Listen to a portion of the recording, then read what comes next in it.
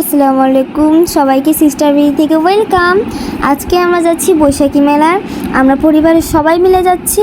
আর এখানে আমাদের আন্টিও যাবে। আন্টি বাসা থেকে রওনা দিবে আর আমরা আমাদের বাসা থেকে। তারপরে আমরা কিছু ছবি টবি তুলে নিলাম 3 বোন মিলে। তারপর আমরা যাওয়ার জন্য বের হলাম। বের হওয়ার পরে দেখলাম অটো খুঁজে পাচ্ছিলাম না, রিক্সাও খুঁজে পাচ্ছিলাম না। পরে আমরা সরকারি কলেজের সামনে এসে অটো নিয়ে এসে পড়লাম, বৈশাখী মেলায় এসে পড়লাম আমরা সবাই মিলে। তো আসার পরে আমরা ঢুকছিলাম। এরপর কিছুক্ষণ হাঁটার পরে দেখলাম গোল্ড বয় সামনে। তারপর একটু পরে দিয়াপু আর আমি মিলে ওনার সাথে কথা বলতে গেলাম। ভালো আছো? আমাদেরকে মনে আছে? অবশ্যই তো চিনা চিনা লাগতেছে। ভালো ওই যে ফেস ক্লাবের যে বৃক্ষ মেলা হইছে না? ও আচ্ছা, তখন দেখা হইছে, ভিডিও করছিলাম। জি ভালো। ওই যে মন্ত্রী ম্যাডাম যে যেটাতে ছিলেন মনে হয়। জি ওখানে ছিলাম। ছিল যে আমার সাথে। জি তুলছিলাম। চিনতে পারছি। ভালো আছেন না? জি ভালো। আবার আপনার সাথে দেখা হয়ে গেল এখানে। আসলে 4 মাস অফলাইনে ছিলাম, এই জন্য দেখা হয়নি। এখন আবার অ্যাক্টিভ থাকা। 6 দিন ধরে দেখিনি আপনাকে। 4 মাস। ও হ্যান্ডশেক ইরা। আচ্ছা জোর মার। গোল্ড বয়ের সাথে আজাইরা কথা বলে এসে আমরা বৈশাখী মেলা চারপাশটা একটু দেখাতে ঢুকলাম। এরপরে আমি আবার হিল পড়েছিলাম। আমি আর ও উষ্টা খেতে খেতে শেষ। তারপর আমরা সামনে ঢুকলাম। ঢোকার পরে আশেপাশটা দেখলাম। দেখার পরে আমার বোনের মনে হচ্ছিল যে বৈশাখী মেলা অনেকটা বিজয় মেলার মতোই লাগছিল। একটু তফাৎ ছিল না, হালকা কয়েকটা দোকান ছিল না যখন বিজয় মেলাতে, ওগুলো আর কি একটু বৈশাখী মেলা দিয়ে দিল। এরকমই হালকা করে কিছু নববর্ষের কিছু জিনিস দেখিয়ে দিলাম আপনাদের, কী দোকান উঠেছিল। আর তাছাড়া এই ভিডিওটা আরও অনেক দিন আগে করা হয়েছে, সময়ের কারণে ভিডিওটা এডিট করে ছাড়তে পারিনি। আজকে ছাড়ছি, অনেক দেরি হয়ে গিয়েছিল কারণ ঈদের 2 দিন পরে, আর এখনও অনেক দেরি, এখনও জানি না এই ভিডিওটা কখন ছাড়া হবে। তো যাই হোক, তো আমরা সামনে এগিয়ে আমরা সব আশেপাশটা ঘুরছিলাম। তারপর আমি আর দিয়েপু আমার ছোটো খালামণির জন্য অপেক্ষা করছিলাম, কারণ আন্টি বলছিল বাসা থেকে উনি রওনা দিয়েছে, কিন্তু এখন উনি আসেনি। আমরা সামনে হাঁটছিলাম আর অনেক ধরনের খাবারের স্টল দেখলাম। একটু পরেই আন্টি কল দিল যে আন্টি এসে পড়েছে, তোমরা কোথায়? তো পরে দিয়ে আমরা আসলাম। আসার পরে দেখি আয়না ইসফা লাফালাফি করতেছে, কারণ ওরা জানে আমরা ক্যামেরা নিয়ে হাজির আছি। ওরা ক্যামেরার সামনে লাফালাফি করে, দুষ্টামি করে, কিন্তু রিয়েলে ওরা কিচ্ছু করে, সারাক্ষণ মোবাইল নিয়ে থাকে।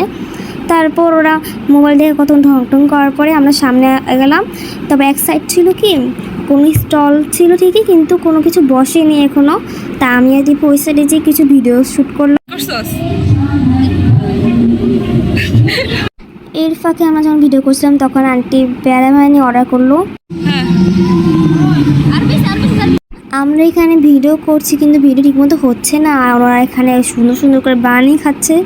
আর এখানে আমাদের ভিডিও অলরেডি কমপ্লিট। তারপরে আমরা এই সমুদ্রের সাথে বানিয়ে খেলাম। আর এখানে ইনস্টাগ্রাম থেকে ভিডিও করেছি, কিন্তু ওয়াইফাই নেই যে আমি আন্টির মোবাইল থেকে আম্মুর মোবাইলে পাঠাবো। আর এর ফাঁকে আমরা যখন এই ভিডিওটা করা শেষ, তো আমরা সামনে আগাচ্ছিলাম, তখন গোলবাকে আবার দেখতে পেলাম আমার খালাতো ভাই থেকে। ও তো অনেক অবাক হয়ে গিয়েছে, এটা কি মানুষ নাকি কি মূর্তি? পরেতে বলে কি না এটা আসলেই মানুষ। পরে ও বলে কি আমি ছবি তুলবো। তো ওরা যে ছবি তুলতে গেল। তারপর কিছুক্ষণ পরে বললো সে নাকি দোলনাতে উঠবে, তাই দোলনার জন্য কথা ভায়না করছিল। আন্টি মনে করছিল ও দোলনা থেকে পড়ে যাবে, কিন্তু পড়েনি। আর এখানে সুদাইস টিকিট কাউন্টার একজন মহিলা ছিল, তো ওনার সাথে উনি দুষ্টামি করছিল যে ওনার পাখাটা যেটা হাতে ছিল ওই পাখাটা দিয়ে দিতে। এখন বলতেছে আমি তো এটা দিতে পারবো না। আর ওই দিন অনেক গরম পড়েছিল, আমরা ভারী জামাকাপড় পরে গিয়েছিলাম বলে আমি চুল ছেড়ে গিয়েছি, সবাই ঘামাতে শেষ। আমরা এত হাঁটছিলাম, ওখানে হাঁটার পর সবার পা ব্যথা, তারপর আমার ঘামাতে আমাদের অবস্থা খারাপ। সুদাইস সেখানে অসহায়ের মতো তাকিয়ে আছে, সেও উঠবে। আমরা সবাই হাঁটছিলাম আর হঠাৎ করে দূর থেকে দেখলাম নয়ন এসেছে, তাই তাড়াতাড়ি করে ওর কাছে আসলাম।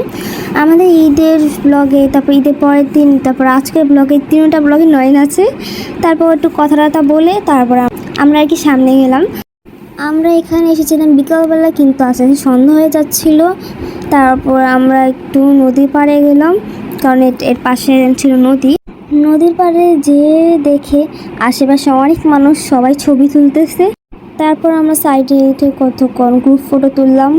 তারপর এখানে টাওয়ারও ছিল, টাওয়ারটা হয়তো রাত্রেবেলা অনেক সুন্দর লাগবে কারণ এটা লাইটিংও ছিল। এখানে অনেক দোকানে মাটির পুতুল, মাটির হাড়ি, তারপর মাটির খেলনা, কত কিছু ছিল। তারপর আরিশপা কিছু বলছে যে আমি কিছু কিনবো, তো আরিশপাকে কসমেটিক্স কিনে দিল, এমন ঝুটি, ক্লিপ এরকম কিনে দিয়েছিল আরিশপাকে। আর আমরা সুরেশের জন্য কয়েকটা গাড়ি কিনে নিয়েছিলাম এখান থেকে। তারপর আমরা কিছু কিনাকিনির পরে আমরা এখন বের হয়ে যাচ্ছি বৈশাখী মেলা থেকে। তারপর আমার আন্টি বলল যে আমরা একটা কাজ করতে পারি, আমরা 1 মিনিটে যাই, 1 মিনিটে আইসক্রিম খাই, কারণ আজকে প্রচুর গরম পড়ছিল। ওই দিন এতটা গরম পড়ছিল যা বলার বাহিরে। আমরা 1 মিনিটে আসার পর দেখলাম অনেক ভিড় ছিল, কারণ ঈদের 2 দিন পরে এসেছিলাম তো। আর ঈদের 1 সপ্তাহ বা ঈদের অনেক দিন পর্যন্ত 1 মিনিট বা বিভিন্ন দোকানে কিন্তু অনেক ভিড় থাকে। আমরা অনেক কষ্টে ভিতরে ঢুকেছি, ঢুকতে গিয়ে আমাদের আর 1 মিনিটে অনেক গরম ছিল। বাইরে থেকে ভিতরে অনেক বেশি গরম ছিল।